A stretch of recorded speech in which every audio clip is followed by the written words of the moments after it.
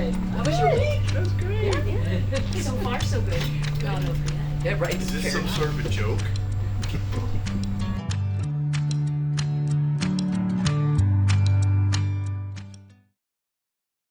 Well, welcome everybody to our fourth episode of A Priest, a Minister, and a Rabbi Walk into a Bar. We are filming on location at Hop Monk Tavern in Novato, California. And if you would like some great food and delicious drinks and you're in the Novato area, please make sure you stop by Hop Monk Tavern. And I'm with Naomi and Bethany, and today we're talking about why we're weird. Why we're weird. But to start off, I want to say, as we always do, that the views expressed here are solely our own and do not necessarily represent the opinions and beliefs of anyone else. So keep that in mind. Well, today, we're going to look at why a lot of people in mainstream society look at church people or religious people as being a little weird, maybe people with extreme views or strange beliefs, people who have secret rituals. Mm-hmm. And so in our episode today, we want to take some time to debunk those stereotypes and offer an explanation as to why those perceptions aren't entirely accurate. So sit back and enjoy this episode as we enter into the strange world of religion and its adherents. Well, we're going to start off by talking about bad experiences with church people or religious people, right? We've all had them. Mm. And I think, Naomi, we're going to start with you because you were going to talk about some bad experiences you've had with maybe certain other Jewish people. Some more of the, I was raised in a much more observant sect of Judaism, and I just always found that a lot of people had this sense that the more observant you are, somehow the more close to God you are, and that people who are not as observant are somehow lesser. And, right, so there's like a hierarchy. You're better Jew than others, right? Yeah. Some are better, some are worse. And there was always, sitting in the women's section of the synagogue, a woman would walk in with the telltale signs that she was not knowledgeable about observant life. She'd be wearing pants, for instance, which was like something you didn't do to synagogue, or she'd be carrying a purse, which was something you don't do on the Sabbath. Oh, right, because it's work, right? You're carrying. There's business in there. There's like money, which you can't touch on the Holy Sabbath day or use in any way. Not even to put it in the collection plate? Not on the Sabbath, no. Wow. And you would have... We'd go out of business if you couldn't take out the collection. Right? No doubt. Yeah, so somebody, rather than, being welcoming, somebody would do what we call the elevator eyes, the up and down look. The up and down. The elevator eyes. Yes, and rather than saying, hey, welcome, would you like to know what page of the prayer book that we're on? Because it's in a strange language that you may not know how to read. And it was just the elevator eyes and turning away. And I'm like, well, that's not the values that I'm learning in my religious life. So I always found there were many instances of that kind of thing. Even though the observance itself I found very meaningful, and I never found the need to judge other people for not observing, and I found it very troubling that there were people who judged people who were either ignorant or, even worse, knew what the rules were. Go back to our last episode about rules, but chose not to observe them. Mm. That was even worse than being ignorant. Yeah. Right. So, I had a similar experience. I grew up here in Northern California at a very open, welcoming, progressive church. And I kind of thought that was Christianity, right? And then post-college, I moved to the South for a few years. And attending church in the South was extraordinarily eye-opening. Because in general, I'm stereotyping here, but in general, church life is more conservative in the South. Yep.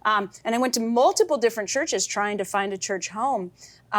And heard all of these messages preached about exclusion and about, you are Christian if you do it this one specific way, right? And if you believe these very specific things, and if you don't, well, you must not be a Christian, right? And I'm like, what? It went against everything that I had grown up learning, and then as a young adult, it went against everything that I believed. about being a follower of Jesus. You know, this exclusive, you're in or you're out kind of thing. Yeah. No, thank you. Yeah. Yeah. Exactly. Well, I grew up in the South. So You know a little of what I speak. a little bit, yeah. There's one way. Well, not always. Again, it's stereotyping. Without a doubt, absolutely. But I did have there was a guy on my school bus. His name was Michael, and he was a very committed Christian, evangelical Christian, and every so often on the school bus as we're driving to school, and this is high school, he would get up and he would start giving his testimony about Jesus. And then he'd tell us all that if we didn't accept Jesus as our Lord and Savior, we were all going to hell. And it didn't really go over very well. He was a big guy, but so he never got really beat up for that. But we always found it very kind of off-putting, like a little weird. And that's one of the things that religious people, church people, kind of have a bad reputation for. And we're going to be talking about that in a few minutes. Also, when I became Catholic, which was about 35 years ago, I grew up in the Lutheran Church, and I had a wonderful experience. The pastors were very loving and kind, and everybody's very... But now, when I go and I meet with groups of Catholics, and they talk about how they grew up, some of them felt it was a very rigid, again, a very judgmental, you got to do it this way or you're wrong kind of environment. And I kind of felt bad for them. Those are just our stories about weird church people. So let's ask our resident skeptic, our tech guy, Jim Reitzel. Jim works at my church, St. Hilary, as our tech guy. We have an actual official name for him, but we call him the tech guy. And we've been together, about 8 years now or 7 years? Yeah. And you describe yourself as the quintessential unchurched person and a very big skeptic when it comes to faith. He is coming around, but that'll be the source of another episode. We can bring it back. Can I come to that baptism? Am I invited? Be a good one. But tell us, Jim, from your point of view, why do people think that religious people are weird? Well, I think you guys touched on something earlier. It has to do, I think, with the way that people who are non-churched hear about the church, hear about people who have faith, right? In the media, we don't hear about normal church people. We hear about the fringe. We hear about what's going on with the Catholic Church and the abuse that has happened. I mean, that one issue is enough for people to go, without even understanding anything. For me personally, I was brought up in a family that we never went to church. My mom had a bad experience with the Catholic religion, and she didn't want to put her kids through it. So before I started working with Father Roger, my view was like, everybody who is truly religious, there's something unhinged about them because they believe. They believe in something that you have to have faith to make that gap. Yeah. None of us have actually touched Jesus or Moses. We didn't hear them speak, so we're only we're getting the second hand, right? And then also, I think for myself, my knowledge was, wow, there's these different religions who don't agree with each other on things, right? And it seems to be that each religion has their own, no, this is what it is, they're wrong. Right. Yeah. So it wasn't until I started working with Father Roger and showing up every Sunday for 3 masses a day, and then and realizing how completely normal I am. Well, actually, that's kind of true. You are. I mean, well, first of all, what I realized immediately was that the people who went to the church were not crazy. I immediately started liking these people and having a relationship with them and realizing, oh, this is not what I thought it was. Right. So that was a big eye-opening thing for me. It was like, well, it's one thing to hear about something, but it's another thing to invest and experience it. And I was lucky. I got brought into it because of my profession. I was being hired because I do sound and video and stuff. But it was again, eye-opening to realize, oh, these people aren't crazy. I haven't met one person yet who I've gone, whoa, these people Little are a little crazy. Well, let me just say, you But stick that- around long enough. There's a well, few. well, okay. But I don't think it's connected with their faith. I think the No. crazy Well, is. Yeah, separate but I thing. know certain Despite their faith. I know certain parishioners who are really deep in their faith, Yes. right? Yeah, sure. And I know those people now, and I really like them. I don't, I may not have this come to the same understanding yet of certain things, but I like these people. I realize that they're not crazy, and it's totally changed my perception. Obviously, I think maybe if I had went to a church in the South that was really, conservative and evangelical, but even that word's a weird word. Yeah, it Without a doubt, yes. Because my understanding of that word is it really means you're just trying to bring people to God. Yeah. It's not Right. you're trying to brainwash people Right. or whatever. Correct. But Maybe again, fundamentalist is a better word. Yeah. well, Yeah. but for people who are unchurched, that's all we think it is. We think all of religion is a Southern Baptist church that says you're going to go to hell if you don't agree with these things. Yep. Right? So I think it's really perception. I think the media has a lot to do with it. I think there's a lot of focus on the fringes and not sort of on the fact that, geez, most people, even in different religions, have this common core and don't hate each other and aren't at battle with each other and are like the three of you who can have conversations and have an agreement that's like the root of a tree. There's different branches, different Yeah. religions. Yep. but- Wow. It's the same God, many paths to the same God, many stories to tell about the same Right. God, many lenses through which we can look at God and get close to God. And there's Yeah. so many, and I don't think any religion has a monopoly on God. I think we're all seeking, and religions of different types have popped up all over the world through different cultures, and it's all just going towards the same thing. Well, that's why this podcast is important. It's not, this podcast is not for the people who are church, but it's for the people who, like myself, are curious and want to have a better understanding. And I'm proud to be part of this. We love having you. Joe. Thank you, Thank resident you. skeptic. I'm getting out of the frame now. He didn't sound that much like a skeptic. No, he didn't. Oh, he's on his way. So, I wanna come to that baptism. So religion has a PR problem. That's basically what I heard. Which, he sort of said at the end. I mean, that's part of the reason why we're doing this. Right.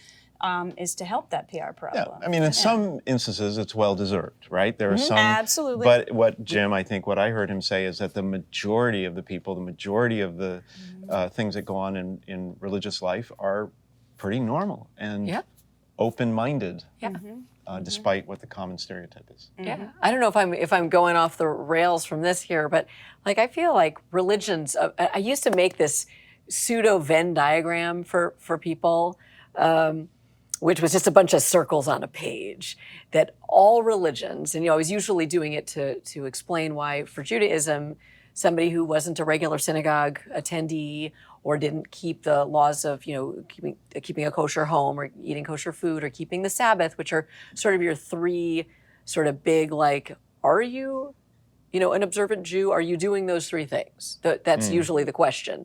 The other 600 some odd laws, it's like irrelevant. It's like, are you observing the Sabbath? Are you keeping kosher? Are you engaged in community? But and people would see I'm not doing any of these things, so I must be a bad Jew. And I'm like, I know people who do all those things, who are horrible And are people, not good. and I would posit, that perhaps they are even bad Jews, certainly bad human beings. But then I would make this page of circles, like religion, not just Judaism, but every religion offers these things: food, religious observances, rituals, holidays to celebrate together, community, shared language, an ethical sort of Framework. an ethical framework. And I usually have 15 or 20 things. That's great. All religions provide all of those things. And it's just a matter of finding your entry point into the religion. So we have this joke about culinary Jews. It's I don't do much, but I eat a bagel.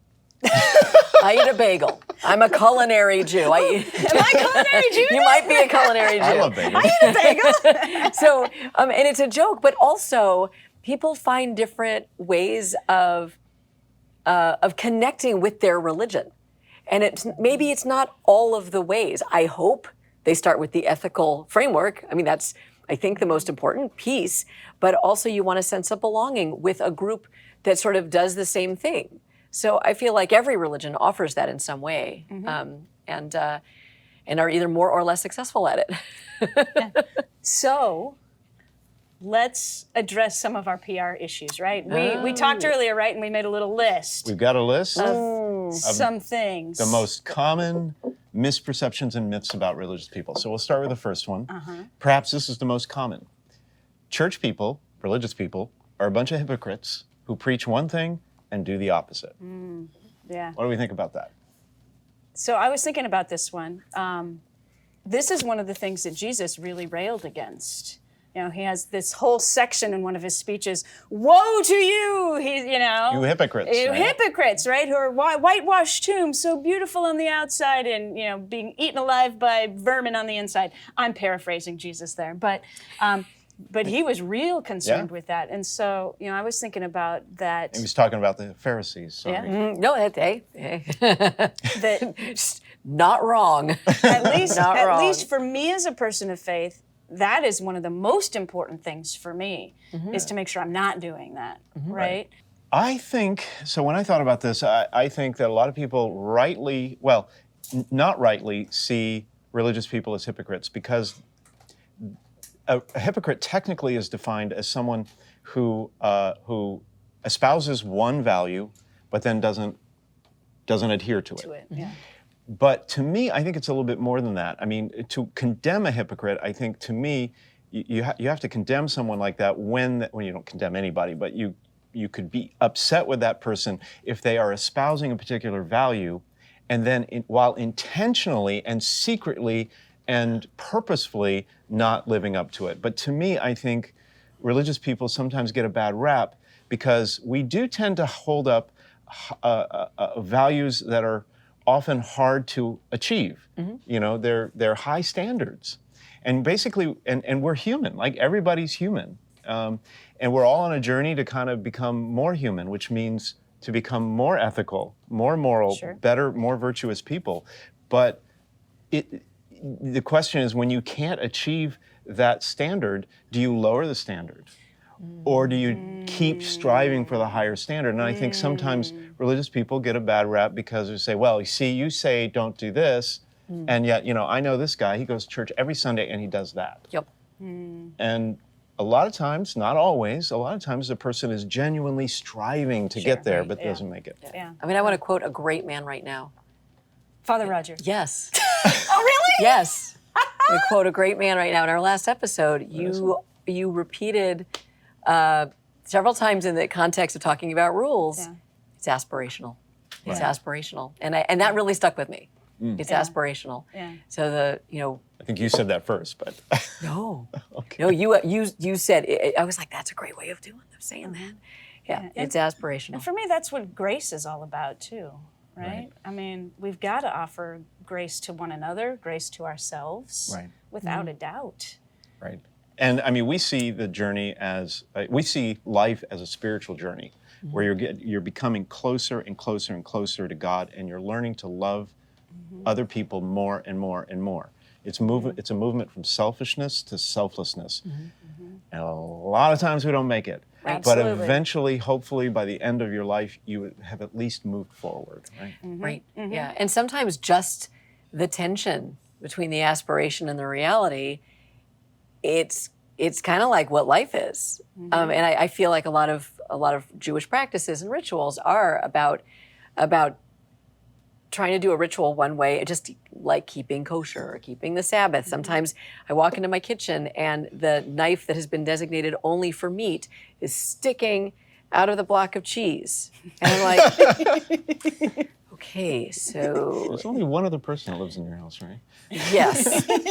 And we joke about it. And I have the pile of utensils that must be rekoshered because they have been, accidentally used in the wrong context. But I also like find the tension interesting, and I've learned to live with it. It's like not about like, oh no, you put the meat knife in the dairy. It's like, oh, you know, okay, there's the tension. Yeah. We're living the real life. In fact, in the Old Testament, in the Torah, I wish I could quote the exact book, chapter, and verse, but I cannot. It says, "Lo b'shamayim hi," not in the heaven is this stuff. Yeah. God is saying, this isn't meant to be in heaven. This Torah is meant to be lived in reality. Mm-hmm. It's not supposed to be out of reach. So it's sort of a training ground for heaven, right? Or no? It's like I don't know if to help you Jewish, because we don't really have a specific theological view of heaven. We're going to talk about that later. Yeah. Yeah. I mean, we talk about living life in the now and living it the best now, because we know we have now. I mean, I think most of us do believe that there's something after, but our tradition doesn't really paint a picture of that necessarily. Yeah. Some prophets have been interpreted but it's like, it's not supposed to be unreachable. The laws that we're given and the way that we're supposed to live is not supposed to be out of reach. It's supposed to be doable. I think there's something really lovely in recognizing our humanness, right? We are not God. We never were meant to be, right? I don't know if you know the Enneagram at all, but I'm an Enneagram 1, which is the perfectionist. So, I very much in my own mind and life realize that, I want to do it all perfectly and the best. And again, grace, that idea that it's okay if I don't, right? It's the striving, it's the attempt, the trying. It's not always going to be perfect, even though I want it to be. I really do. No. But it's not. And letting that be is amazing. Now, having said that, yes, I personally have found that there is some degree of finger wagging going on within congregations. The elevator look, right? Oh yeah. What is she doing? And that brings us to our second common misperception, or maybe accurate perception. Well, let's talk about it. It's this: church people are holier than thou, and they judge other people and try to impose their views on everyone else. So those are actually kind of two different things. It's like you've got people who are holier than thou, and you've got people who try to impose their views on everyone else. Maybe we should have separated those. Let's start with holier than thou. Do you encounter those Not in the current congregation that I serve, but that's by careful selection process on my part when looking for a job. But I've certainly was raised in a congregation, in several congregations where the holier than thou, like I'm more observant, I keep better kosher than you, or I keep better Sabbath than you, or whatever. And I'm like, that just nope. Hard pass on that. But most people are chill, right? And you're saying in your current congregation. I think people look to congregations as, and this is my little soapbox, that when you come into a church or a synagogue, in order to really feel comfortable, you kind of have to have been trained in ritual skills that are specific to that religion. You have to feel, in order to feel comfortable. It doesn't mean you're not welcome if you don't have the ritual skills, but you may walk in and feel out of place and ignorant, and that's not a good feeling, and then you won't feel welcome, and some of that might even be your own feelings that you're projecting, and not really the feelings of the congregation about you. So I always feel like there's this give and take, that if you want to feel comfortable in a congregation, it's really useful in whatever religion or denomination to understand what the ritual skills you need are, whether it's, I don't know, do you have to learn Latin to go to Catholic church? I don't even know. Not anymore. Not anymore. But to feel comfortable in a synagogue, knowing a little Hebrew is helpful, but that's a whole other language. Being familiar with the tunes that have become the popular tunes at synagogues or in the churches might be helpful. Then there's this sense of familiarity, but I feel like it's a give and take. Like, and I think people sometimes think that everybody is like, well, we've got our little private club here, and we have our in jokes, our private tunes, our private language, but all of that is available to you. But in order to feel comfortable, you do have to learn them, and doesn't matter what religion, there are going to be ritual skills associated with any given religion. And I feel like if you want to really feel comfortable, you're going to have to do the work and learn a little bit about the ritual skills. And So is it fair to say everybody's welcome, but you have to like step forward and like do your part, right? if you want to feel comfortable. I mean, I think there are many welcoming churches and synagogues where somebody would walk in and not feel welcome, not because people aren't saying, hey, come on in, but because you're like, what is this language? What is that melody? What are you singing? And so you don't feel comfortable, which means you start to not feel welcome because there's a lack of comfort. And I think developing ritual skills develops comfort, so that if you are familiar with the hymns that are sung in a particular church, you will automatically walk in, hear those hymns, and feel welcome and comfortable and in a safe space. And if it's not familiar, it doesn't feel safe for any. That's human across so that's my. And so when I'm telling families who feel like they don't feel comfortable coming to synagogue, I'm like, no judgment, but it's because you don't come often enough. No judgment on not coming, but it's a resource for you and you can take advantage of the resource if you kind of know what the language is and know what the. And how can we as a congregation or as faith leaders help with that, right? Yes. That's a conversation we have at Westminster is, again, I don't think we're holier than thou. I love my congregation, but how can we constantly work at not coming across as holier than thou, right? Like when I refer to something in the narthex, like what the heck is that? I do not. I don't even know what that is. I don't know what that is. It's the lobby. Oh yeah, the lobby. But we call it the. So I got to use regular words, right? Yeah. Oh. So I truly feel we're not, but I can see how, for someone who doesn't have that knowledge, might think we might be. Yeah. So how can we help with that? It's like speaking the secret language. Exactly. So trying to reduce kind of the barriers of entry there by making it more accessible to people. Yeah. Or when you're speaking from the pulpit, like if I use a Hebrew word, I try to immediately translate it because just knowing that not everybody in the room knows what that word means. So I want to use the correct Hebrew word, but I also want to translate it immediately. Yep. So we all know what we're talking about. Yep. Well, having said that, I think we can all agree that there are some people out there who are a little holier than thou, right? Oh, God, yes. There are some people out there with a little finger wagging and elevator eyes. And I think I think they're the minority. I really do. My congregation's great too. Love you, St. Hilary, if you're watching. But sometimes I think it's the temptation of when you're really trying to be serious about something that you take important, right? You think is important. And then you see someone else who is not taking it as seriously. There's this human temptation to kind of blame that other person because it validates your attention to that thing. Yes. And really, we just have to meet everybody where they are. There is no better and worse. Right. And I'll say, at our congregation, we just started a new small group program for people who are struggling with addiction in the family. So it's mainly people whose children or siblings or whatever are having addiction problems and they need a place to talk about it. And we just started it and I thought, well, no one's going to come to this because, everybody wants to appear perfect at church, right? Everybody wants to appear, I've got my life together, it's all smiles. But in fact, we have dozens of people attending who are willing to be vulnerable enough in front of their other fellow parishioners to say, hey, my family's not perfect. I'm not perfect. Well, that's kudos to you for creating a safe community and a safe space. Yes. Thank you. Well, it was actually the idea of one of our parishioners.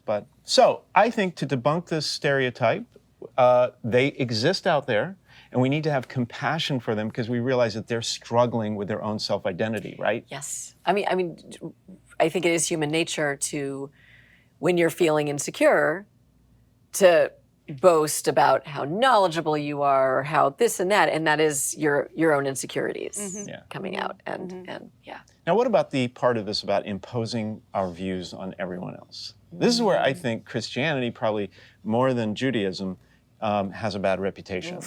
Because it's not just the reputation. I mean, look at history. Christianity's been terrible.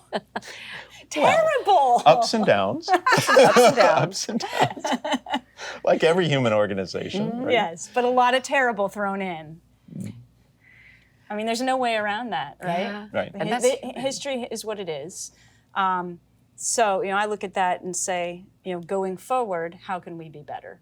And I mean, I feel like we've covered this a little bit with what you were saying earlier about, multiple paths to God, right? Yeah. Multiple circles that, Right. all religions, try to offer to their adherents. Well, I mean, I think a lot of religions, were born in a more tribal society. I don't know how far I'm jumping it. You've got one of my I don't know what you're looking at. We don't have any notes. one of my like hot nerve topics I see over there in the outline there. Chosen people, and I think back in tribal times, where different tribal religions and 4,000 years ago were fighting over land and fighting over this and fighting for survival, and it's like my God can beat up your God was like the Right. and I think a lot of that stuff comes from the birth of a lot of the religions. Yeah, that's true. I think there's also a fine line between imposing one's views and sharing one's views, right? I love to talk about my faith with people because it's important to me, and I want to share what's important to me with people who are important to me, right? Yeah. I never share my faith thinking that, they should convert to Christianity, right? I share my faith because it brings me joy and love and hope, and I want that for everyone.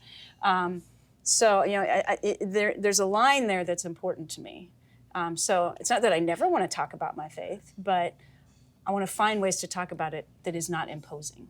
Yeah. And I think, like I said at the beginning of this part of it, I think Christianity gets a bad reputation because Jesus did say at the end of his time on earth, he said, go and make disciples of everyone. He did. And so but I think it's how you do it, not necessarily whether you do it. That's important. Yeah. Because I do agree completely. There's a important difference between sharing your faith and imposing your faith. Yeah. Okay. Wow. What's next on our list? All right. The next myth to debunk is that, and I love this one, church people never have any fun. Oh, so not true. Religious people are a bunch of goody two-shoes striving for sainthood with dour dispositions and a lack of joy. Well, people just need to watch our podcast Right? to debunk that. I know, right? We're a ton of fun. I know, right? You guys And are not weird. You're not drinking enough. There we go. But it is true, right, that religious people tend to be serious about their faith, right? Sure. Serious about their faith. Absolutely. And so maybe sometimes it can come across as being a little dour, but I think as we were talking about this off camera, there are people who are serious about their faith, but they have a balance between being serious about their faith and taking life with joy or living life with joy, right? Yeah. I think you called it a balance between piety and levity. Yes. Yeah. Definitely. I think you should take your faith seriously, and you shouldn't take yourself too seriously. I mean, I will never take myself seriously. But when it comes to interacting with people and approaching my faith, I want to do it with respect, with a certain decorum. And if you can't, we're human. You have to have fun. Life is not fun without, and seeing the humor in everything. So, Right. Yeah. I mean, I think that's a mark of spiritual maturity, is to be able to know, is to not take yourself too seriously, but also to be able to take your faith seriously at the same time. There's a time for fun and a time to be serious, right?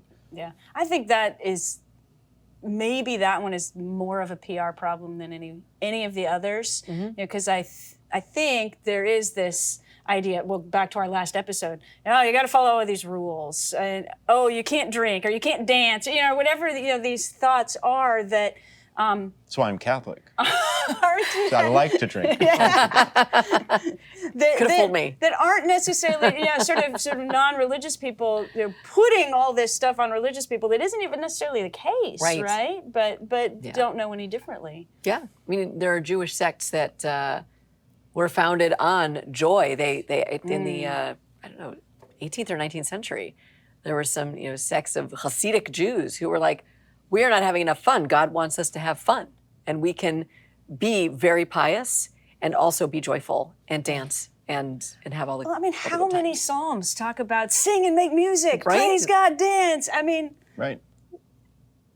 our tradition is joyous, right? Yeah. So And then let's even live into King that. David got called out for dancing in front of the Ark of the, Oh, but of that the was Covenant, right? that was definitely a little too much levity where it was not appropriate.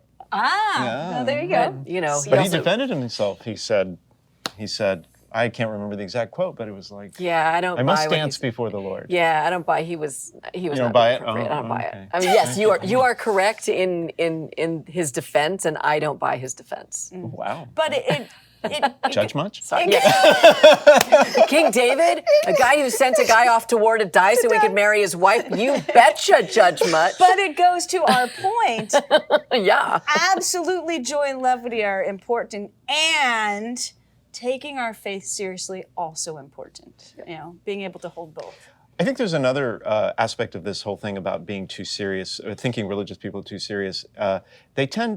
Religious people often tend to take the harder road, though, right? They tend to take the harder road, which isn't always the norm, right? The path of least resistance is what, without sounding judgy, the path of least resistance is a big temptation, right, for people. But religion, I know Christianity, really, one of the things Jesus constantly said was take up your cross. If you want to find your life, you have to lose it, meaning you have to give away yourself. You have to self-sacrifice if you really want to find fulfillment in life.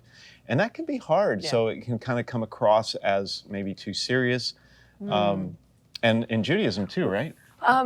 Yes, and another side of that coin. When I was growing up in a more Orthodox environment, I actually found great comfort in the structure.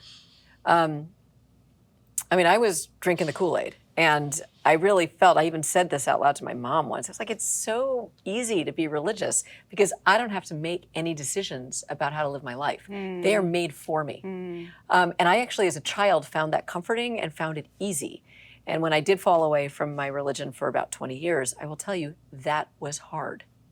That was hard. And I haven't made my way fully back. I'm not as observant as I was growing up. I find different meaning in different aspects of the Jewish religion and just in Jewish values and in a Jewish life that different than the more Orthodox way. But as a child, and I know there are many people who find great comfort in the structure. It's really interesting because one of the things we're trying to do with our child is help him to make those kind of choices. You know, when society and your church experience are at odds, how are you going to make those choices? The first thing automatically that comes to my mind is sports on Sunday mornings, right? And we face that a lot of times with him growing up. And we've really tried to not say, you must go to church all the time, right? While also still making sure that church is a priority for our family. And so usually we've fallen on the sort of 50-50, right? You know, if you went to a sporting event one Sunday morning, you're going to go to worship the next Sunday morning. But we've tried to do that in a way that includes him. What if he's like playing sports and on a team and they are literally, they have matches or practice every Sunday morning? I mean, obviously you would not choose that team. Well, sometimes you don't get a choice, though. And so we in general have done the every other. One Sunday morning you can go to your practice. The next Sunday morning you're going to have to skip practice to come to church. But we've tried to do that in a way that involves him because we're worried about exactly what you talked about. Like if it's just sort of rote and no decision making, what happens when he becomes an adult and starts to need to make these decisions for himself, right? It's hard. So in a sense, there definitely are ways, like from a non-religious family looking in saying, oh my gosh, he's missing half of his sports games to go to church. That's terrible, right? Like there's no joy in that. He can't play baseball every Sunday. But, I think what that fails to see is all of the joy that he gets from coming to worship on Sunday morning and being a part of his church community, right? That fills him with joy too. Community is such a joyful aspect of all religions. If you can create community, that's the best thing. Oh, without a doubt. It's the best thing. Yeah, community, especially for me at least, in a church setting, intergenerational community. Totally. like, where else really are you going to find, 8 to 88 interacting together, intentionally together? Yeah. Yeah.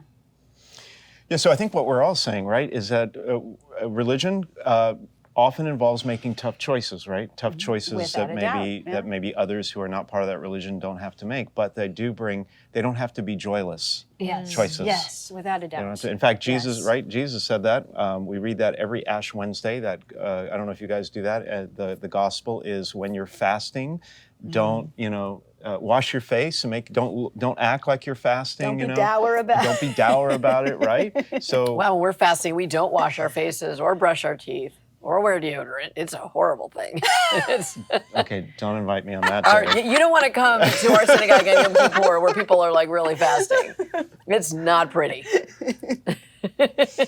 All right. Well, What's the next one? all right. Well, we got two more, and Oh my I think goodness. we can cover these pretty quickly. So Okay. the next one, I mean, it's pretty obvious to me. Church people are a bunch of extremist fundamentalists, and I think we've sort of already debunked that.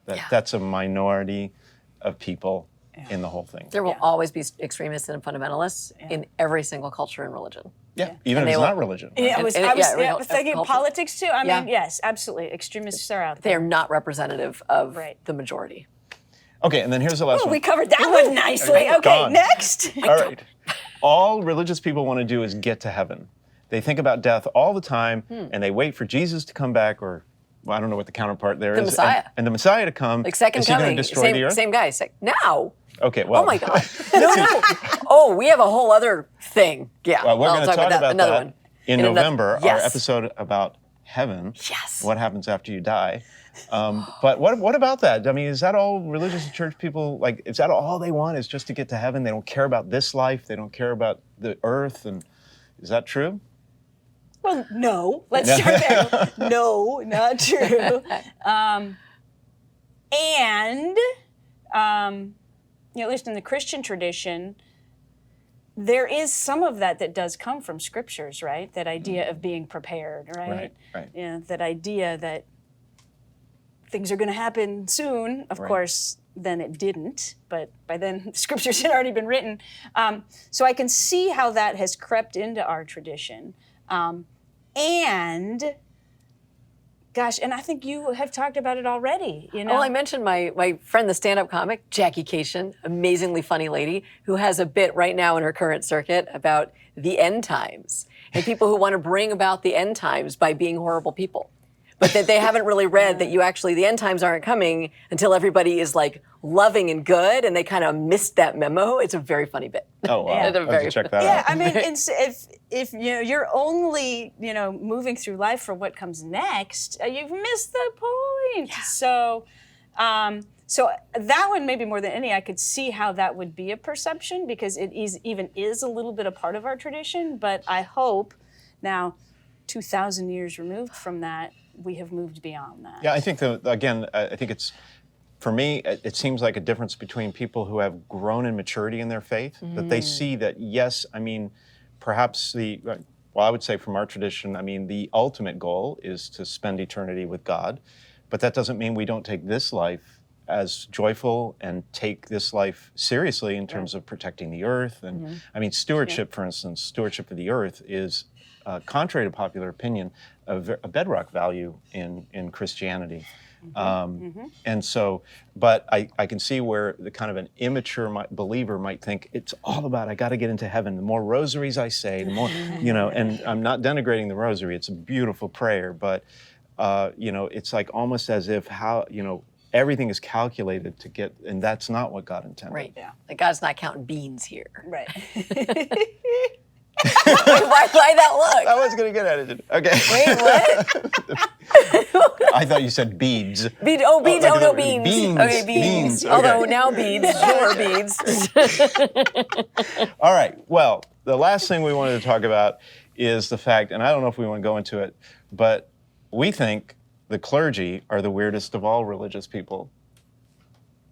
You calling me weird? I know. It's Not true, after I this am. last hour, but it's because most clergy work insane hours Yeah. for very little pay and sometimes even less appreciation. What do we think about that? Why do we do it? And how do we get here? I don't know. In short. I mean, Bethany and I were just talking before now that I love funerals, and we've got one this week, and it's like consuming my week. But I love doing funerals. They're so sad, but they're so great. I think it comes down to the concept of call, which I think you hear call tossed around a lot in religious circles, this idea that God has called us to something. So I feel very strongly God has called me to be a pastor. And I didn't get into it for the acclamation or the money. I got into it to serve God. That being said, I would hope that that concept of call is much broader than just clergy, right? I would hope that anyone, has Right. felt to that call to get into something, whether it be a profession that pays, whether it be, a hobby that's amazing, right? Raising their children. Exactly. Whatever it might be, God has called me to be doing this at this moment in my life. Now, another moment, maybe I'll be doing something else, who knows? But that's why I do what I do. Does it make me weird? Probably. Yeah. No. But I hope that It's a good weird. Lots of people are following their call to whatever that may be. Yeah. Maybe it makes us all weird. Yeah. Before I became a priest, I was a lawyer, and I worked for an international law firm. And when I told them that I was leaving to go into the priesthood, they were all very happy for me. But I knew in the back of their minds, they're like, "Wait, you're giving up six-figure salary to do this? Why?" And for me, it's because of a sense of mission and purpose in life. And maybe just to end on this, clergy have one of the highest reported job satisfaction rates of any profession or career out there, That's amazing. even though it's hard. I didn't even know that, but I feel very consistently gratified. ranked within, I think it's the top 5 Wow. of the most satisfying careers. Good. That's good news. Yeah. And I hope that continues. Good. I mean, do you guys feel that I feel very, sorry guys, very gratified in what I do. Like bang on the microphone. Very gratified in what I do. I don't know, you guys.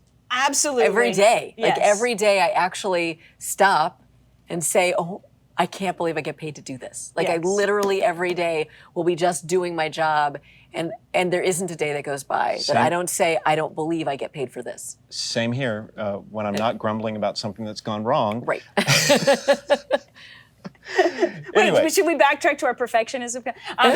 Yes, and I know of many clergy who would not say the same thing, unfortunately, sad. because it is gratifying, but it can be, depending on your context. I think we have all spoken very highly of our congregations, and that's not just lip service, those of you who are watching, that's true. Unfortunately, there are many congregations out there who are not as lovely as our three. And in that case, can be very stressful. It can be really hard. Yeah. It can be really, really hard. But I'm glad to hear that in general, there is high job satisfaction, because it's an amazing job. I feel blessed to be able to do it. Every day. So we're not weird for doing it, right? Well, we Well, might we are be. weird. We are All right. weird. Well, thank you for joining us. That's a wrap, as they say, and I hope that we've debunked some myths and stereotypes about church people and religious people that you or other people that you know and love might have. Until next time, God Thanks bless you. for being with us.